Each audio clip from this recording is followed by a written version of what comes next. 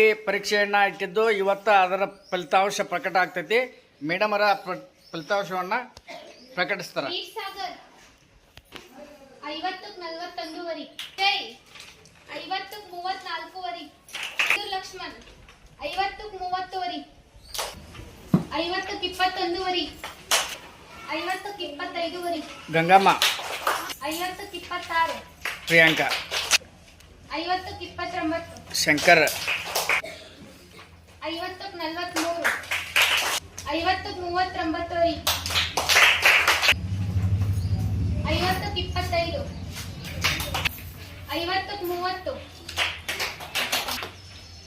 50ಕ್ಕೆ 15, ಉಳ್ಳಾಗಡ್ಡಿ 50ಕ್ಕೆ 44, 50ಕ್ಕೆ 34, ಯುವರಾಜ್ 50ಕ್ಕೆ 34, ಗೌತಮ್ 50ಕ್ಕೆ 34, ಅಪೂರ್ವ 50ಕ್ಕೆ 39,